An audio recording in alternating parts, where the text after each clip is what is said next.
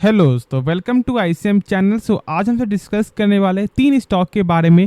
पहला आपका होने वाला है दावत यानी कि एलटी फूड्स, और दूसरा आपका होगा टाइटन, और थर्ड आपका होगा आरबीएल बैंक। तो इस वीडियो को जरूर से अंत तक देखना, लेकिन उससे पहले इस चैनल को सब्सक्राइब कर सकते हो और इस वीडियो को लाइक करना यदि आपको ये वीडियो पसंद है। तो चलो फिर डिस्कस करते हैं पहले एलटी फूड्स के बारे में यानी कि दावत के बारे में।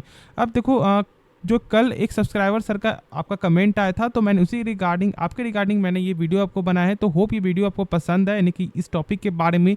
और मैं आपको एक चीज़ बोलना चाहूँगा, यदि आपको ठीक है जो स्टॉक के बारे में जानना चाहते हो कि उसका फंडामेंटल क्या, आप जरूर से आप कमेंट करना, मैं उसके बारे में आपको वीडियो बना दूंगा। ठीक है, तो चलो फिर यहाँ पे डिस्कस करते हैं एलटी फूड्स के बारे में। देखो, आज आपका 2.5% से ज़्यादा का आपको गिरावट आपको देखने को मिला। यदि आप इसका चार्ट देखोगे तो 5 दिन के चार्ट पे आपका एक फ्लैट है, 6 मंथ के चार्ट पे लगभग 10% का गेन है, और यदि आप चेक कर लो यहाँ पे 5 साल के आपको रिटर्न का, तो लगभग यहाँ पे 15% का आपको जो है ऑलमोस्ट प्लस का रिटर्न देखने को मिलता है, जो बहुत ही कम नंबर है। लेकिन अब यहाँ पे यदि आप चार्ट में थोड़ा यदि आप गौर करोगे तो लगभग जो है आपको कोविड के बाद जो है बहुत धीरे धीरे ये कंपनी जो सस्टेन किया है, लेकिन एक अच्छा सस्टेन है। अब देखो, इसका चार्ट में इस तरह का चार्ट नहीं है ये कि डायरेक्ट ही आपका एक पंप गया, ठीक है, सॉरी एक डाउन गया फिर आपको पंप हो गया, नहीं, ऐसा बिल्कुल देखने को नहीं मिलता। एक आराम से ये धीरे धीरे करके ये ऊपर चार्ट आपका बनते हुए दिखाई दिया है। यानी कि इसका क्या समझ, इसका चार्ट अभी फिलहाल आपका स्ट्रांग देखने को मिलता है। अब शर्तें हमसे ये है कि देखो, जो चार्ट है ना वो हम सब जो शॉर्ट टर्म के लिए देखते हैं, ठीक है, यानी कि आपका टेक्निकल वाइज से चेक करते हैं कि क्या अभी 100 से 120 जा सकता है या फिर अभी 100 से आपका 80 आ सकता है। लेकिन जो फंडामेंटल होता है वो आपको दूर का बताता है कि कंपनी अभी क्या है और आपको आने वाले 5 साल में या आपको आने वाले 1 साल में कंपनी क्या कर सकती है या फिर नहीं कुछ कर सकती है। ठीक है, तो इसलिए पहले थोड़ा सा फंडामेंटल देखेंगे, फिर हमसे दोनों के बारे में डिस्कस करेंगे कि क्या अभी टेक्निकल में क्या करना चाहिए और उसका फंडामेंटल में अभी के हिसाब से क्या अभी करना चाहिए। यदि आप कंपनी का देखोगे आरओसी और आपका आरओई, तो यहाँ पे आपका 14% के ऊपर देखने को मिलता है, यानी कि यहाँ पे सही है। क्योंकि मैंने आपको हर वीडियो में आपको बताया हुआ है कि कम से कम 12% के ऊपर होना चाहिए, और यदि आप चेक करोगे तो लगभग आपका 14% है। अब देखो, इसका मतलब क्या होता है? देखो, इसका मतलब आपका होता है आपको रिटर्न ऑन कैपिटल इम्प्लॉयड। जैसे कि आपको नाम से मालूम चल रहा है कि आपका रिटर्न ऑन कैपिटल, जैसे कि मान लो कंपनी जो अपने ऊपर 100 रुपया लगा रहा है, तो वही 100 रुपया 1 साल बाद कंपनी का कितना रुपया बन जाता है, उसी को हमसे बोलते हैं आरओसी। और यहाँ पे कंपनी का 100 रुपया बढ़कर आपका हो जाता है 114 रुपया 80 पैसा, जो एक अच्छा नंबर देखने को मिलता है। साथ साथ इस कंपनी का जो बुक वैल्यू है वो भी शानदार देखने को मिलता है। अब ये बुक वैल्यू क्या होता है, देखो आप ऐसे समझ सकते हो, जैसे कि मान लो कंपनी डूब रही है, बर्बाद हो रही है, तो 1 शेयर के बदले आपको कितना रुपया कंपनी पे कर सकती है, तो यहाँ पे 68.7 रुपीज़ आपको मिल सकता है। यानी कि आपका बाइंग लेवल कुछ भी हो, आपका इस प्राइस में मिल सकता है। देखो, बाइंग लेवल अब ये नहीं समझना कि यदि आपने बाई किया 20 रुपया में, तो आप सोच रहे हो कि यदि कुछ हो जाएगा तो आपको 68 रुपया मिल जाएगा, नहीं, 20 का 20 ही मिलेगा। लेकिन यदि 100 पे आपने बाई किया हुआ है तो फिलहाल आपको 68 ही रुपया आपको मिलेगा इसके हिसाब से। तो ऐसे आपको समझना है, लेकिन इस कंपनी का बुक वैल्यू शानदार देखने को मिलता है मेरे हिसाब से। अब यदि इसका प्रोस देखोगे तो प्रोस तो यहाँ पे सही है, लेकिन यदि अब इसका कॉन्स देखोगे तो यहाँ पे क्या देखने को मिलता है कि आपका प्रमोटर जो होल्डिंग है वो यहाँ पे कम होते हुए आपको दिखाई दिया लास्ट क्वार्टर में, और साथ साथ कंपनी का सेल्स है वो भी जो आपका लास्ट के 5 ईयर में थोड़ा कम देखने को आपको मिल रहा है, नहीं, ग्रोथ का थोड़ा कम देखने को मिल रहा है। ठीक है, मैं आपको बता दूं कि सेल्स जो यहाँ पे आपको क्वार्टर क्वार्टर तो सही देखने को मिलता है यदि आप चेक करोगे तो, लेकिन यदि आप यहाँ पे प्रॉफिट चेक करो तो प्रॉफिट भी आपको लगातार ही बढ़ते हुए दिखाई दे रहा है। देखो, मैंने शुरू से कहा है कि कभी भी किसी कंपनी जज करने से पहले उसका सेल्स चेक करो कि क्या उसका जो लगातार सेल्स हो रहा है या नहीं हो रहा है, क्योंकि तो मेन तो आपका सेल्स ही है। यदि कंपनी का सेल्स ही नहीं बढ़ेगा तो फिर आपको कुछ अलग आपका फंडामेंटल देखने की जरूरत ही नहीं है, आप पहले ही बोल दो कि कंपनी खराब है, यानी कि अब यहाँ से आप इससे दूर हो जाओ। ठीक है, डायरेक्ट तो आपका यही होता है ना, तो इसलिए आप ऐसे यहाँ पे चेक कर सकते हो। अब देखो दावत, ठीक है, आपको जो नाम से मालूम चल रहा है कि कंपनी क्या करती है क्या नहीं है, इसका क्या यहाँ पे गेन हो सकता है नहीं हो सकता है, बहुत ज़्यादा यहाँ पे फिलहाल इस मार्केट में आपका जो कंपटीशन भी है, जैसे कि आप जानते हो केआरबीएल आपका हो गया, यानी कि इंडिया गेट, ये सब आपको तो थोड़ा यहाँ पे टक्कर तो आपको देखने को मिलता है। अब इसलिए थोड़ा इस तरह का आपको जो परफॉर्मेंस वो देखने को मिल रहा है। लेकिन यदि कोई भी कंपनी जो लगातार अपने सेल्स में यहाँ पे ध्यान देगी, यानी कि उनका जो आपका कैश फ्लो यदि वो लगातार सही होते हुए दिखाई देगा, तो कंपनी लॉन्ग टर्म में आपको आगे बढ़ेगा ही बढ़ेगा।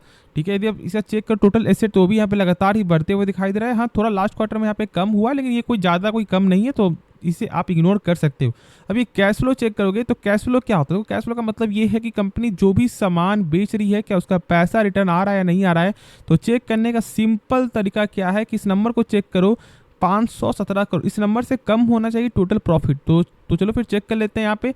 तो आप देख सकते हो कि 309 करोड़ देखने को मिलता है, यानी कि 500 से कम है, यानी कि कंपनी का कैश फ्लो पॉजिटिव है, जो सबसे अच्छी चीज़ है। क्योंकि मैंने बताया हुआ है कि कैश फ्लो एक ऐसा फंडामेंटल टूल है जो आपको लगभग 40 से 50% आपको यही बता दिया कि कंपनी कैसी है कैसी नहीं है। तो इसलिए बोलूँगा कि आप अभी होल्ड करके चलो। अब आता है कि टेक्निकल वाइज से क्या बाई करना भी सही रहेगा। तो देखो मैं यही बोलूँगा कि अभी जो है 125 लगभग आपको अक्टूबर पे जाते हुए दिखाई दिया था, यानी कि अक्टूबर के मंथ में, ठीक है। तो अभी ये थोड़ा एक हाई पे है, तो मैं बोलूँगा थोड़ा सा वेट अभी कर सकते हो। बाकी एक बार इसके बारे में खुद से सोचना, अभी बाई मत करो, ठीक है, क्योंकि एक अच्छा लेवल देखने को साथ मिल सकता है, तो उस समय इसके बारे में सोचना। अब कुछ ऐसा लेवल आएगा तो आप उस समय आप मुझे कमेंट करना, मैं इसके बारे में आपको बता दूंगा। तो चलो फिर नेक्स्ट स्टॉक के बारे में डिस्कस करते हैं। तो बात करेंगे हमसे यहाँ पे टाइटन के बारे में। देखो टाइटन में लगभग आपका एक फ्लैट ही बंद होते हुए दिखाई दे रहा है, लेकिन जो लगातार स्टॉक थोड़ा प्रेशर में है, क्योंकि लगभग आपको 1 मंथ रिटर्न में चेक करोगे तो ऑलमोस्ट जो है 5.5% से ज़्यादा का गिरावट आपको देखने को मिल चुका है। और यदि आप चेक करो 6 मंथ रिटर्न में तो लगभग 10% ज़्यादा का यहाँ पे गिरावट आपको तो है। तो क्या यहाँ पे अभी बाई करने का मौका सही रहेगा? सबसे पहले आप ये जानूँ कि कंपनी का यहाँ पे क्या आपका विजन देखने को मिलता है। तो जानते हो कि मैंने को आपको बताया बहुत सारे वीडियो में कि कंपनी यहाँ पे तनिक्स के रिलेटेड बहुत ज़्यादा यहाँ पे सोच रही है, और वो यहाँ पे दुबई बड़े बड़े शहरों में, ठीक है, यानी कि बड़े बड़े देशों में यहाँ पे वो अपने कामों को फैला रही है। उनका ऐसा मानना है कि अब एशिया के अब हर कंट्री में यहाँ पे देखने को मिलेगा। साथ साथ उससे क्या फ़र्क आपका होगा, 1 साल का लगभग आपको 1000 करोड़ का रेवेन्यू का यहाँ पे ऐड ऑन देखने को मिल सकता है, यानी कि आपका बढ़त देखने को मिल सकता है, जो एक सबसे अच्छी चीज़ है। सबसे मेन आपका क्या है जानते हो कि इस कंपनी का मेन जो सेक्टर है ना, वो आपका है ज्वेलरी सेक्टर, ठीक है। इनका जो मेन आपका रेवेन्यू होता है वो इसी सेक्टर से देखने को मिलता है। बाकी वॉच आपका हो गया तो ये सब थोड़ा कम है, लेकिन हाँ मेन आपका है ज्वेलरी है। तो इसलिए थोड़ा इससे यहाँ पे आपको ये देखना पड़ता है कि आपको गोल्ड का क्या रेट है क्या नहीं है। तो इसमें कुछ गिरावट आएगा तो फिर इसमें थोड़ा आपको प्रेशर बन जाता है। तो इस तरह का आपको सोचना है। लेकिन मैं आपको यही चीज़ बताऊंगा कि जो कंपनी आपको फंडामेंटली जो स्ट्रांग जो शेयर होता है ना, उस पर ज़्यादा आपको टाइम नहीं देना चाहिए। यानी कि अब मैं क्या बोलना चाह रहा हूँ, जैसे कि आप अभी डर रहे होगे ना, तो नहीं, सबसे इंपॉर्टेंट है कि करेज, आप में करेज है और आपने इस स्टॉक को बाई किया। बहुत से लोग तो यहाँ पे सोचते रहते हैं कि कब मैं इस स्टॉक को इस प्राइस से बाई करूंगा, और वो यहाँ पे कभी बाई नहीं कर पाते।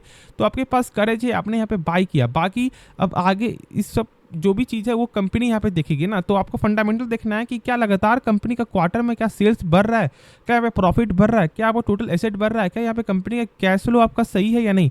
तो मैं आपको बता दूं कि कैश फ्लो थोड़ा सा यहाँ पे सही देखने को नहीं मिलता है, लेकिन आपको ओवरऑल थोड़ा सही है, ठीक है। यानी कि कंपनी जो भी सामान बेच रही है उसका पैसा रिटर्न आपको आ रहा है या फिर नहीं आ रहा, तो वो कैश फ्लो के जरिए ही मालूम चलता है। मैंने इसके बारे में आपको बताया है, तो आप जो पिछले टॉपिक में जाकर सही से देख सकते हो, ठीक है।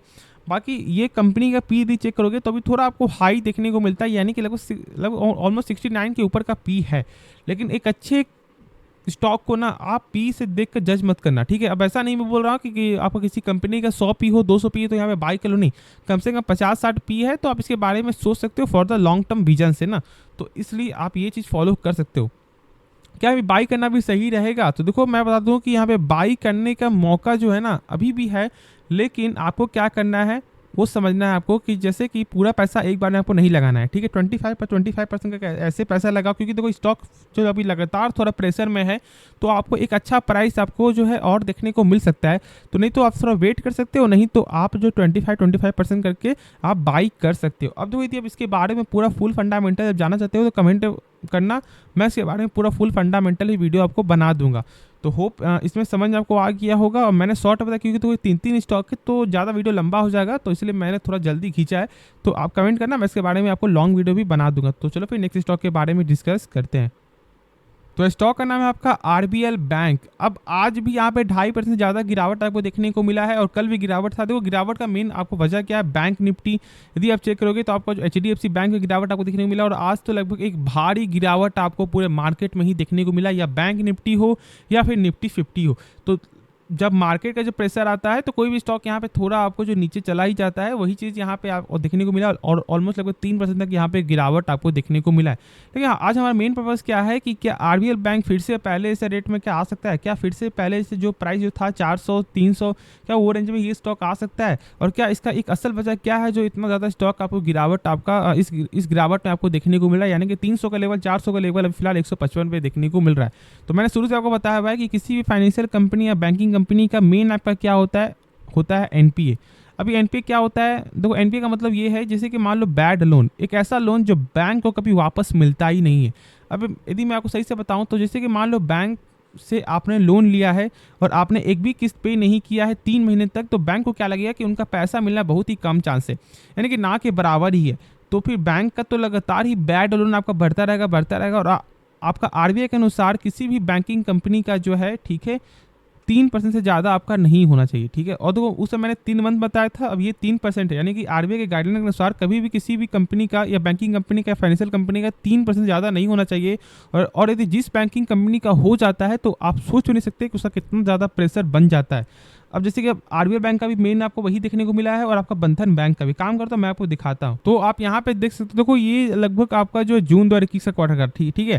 तो यहाँ पे देखोगे तो क्या, क्योंकि लगभग आपका 2% तक यहाँ पे जाते हुए दिखाई दिया और एक में तो 4% तक आपका नेट एनपीए परसेंट आपका चला गया था, ठीक है। और इसके रिगार्डिंग आपका क्या हुआ था, स्टॉक पे प्रेशर आते हुए दिखाई दिया और एक ऐसा प्रेशर जो अभी तक यहाँ पे आपका इसका हालत खराब है। अब कंपनी का फंडामेंटल बहुत कमजोर देखने को मिलता है, जैसे कि यदि आप इसे चेक करोगे आपका रिटर्न ऑन इक्विटी तो ये भी बहुत ही कम देखने को मिलता है और इसके रिगार्डिंग भी बहुत से लोग इससे दूर हटते हैं। लेकिन मैं बता दूं कि मेन आपका एनपीए होता है, यदि एनपीए लगातार कम होते हुए दिखाई देगा तो सही है। और यहाँ पे लगातार कम होते हुए दिखाई भी दे रहा है, ठीक है। मैंने देखा था 1.5% से कम देखने को मिला था आपको, तो ये तो समझ में आ रहा है कि कंपनी अपने बैड लोन को यहाँ पे लगातार कम करते हुए दिखाई दे रही है। और यदि जिस दिन इसका एनपीए आपका 1% के आपको नीचे जो है चला जाता है, फिर से स्टॉक में धीरे धीरे करके आपको जो रैली देखने को मिल जाएगी, तो तब तक आपको यहाँ पे होल्ड करना है। यदि आप सेल्स चेक करोगे इस कंपनी का, यानी कि इसका आपको रेवेन्यू चेक करोगे तो लगभग आपको जो लगातार बढ़त तो आपको देखने को मिल रहा है और साथ साथ यदि इसका चेक करोगे प्रॉफिट, तो प्रॉफिट यहाँ पे आपको जो लगातार इंक्रीजमेंट है। लेकिन स्टॉक प्रेशर में क्यों है, क्योंकि मैंने वही बताया एनपीए के कारण। तो यही सब चीज़ है, यही सब आप जो देखते नहीं हो, बस यहाँ पे चेक करते हो कि सेल्स कैसा है, प्रॉफिट कैसा है, चलो सही है, स्टॉक को बाई कर लेते हैं।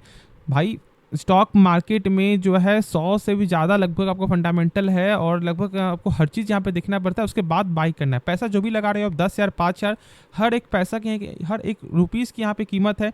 तो इसलिए आपको ये तो समझना है कि एक एक रुपया के लिए आपको कितना ज़्यादा मेहनत करना पड़ता है। तो मैं यही बोलूँगा कि किसी के कहने पर, किसी के सुनने पर कभी भी स्टॉक को बाय या सेल नहीं करना चाहिए।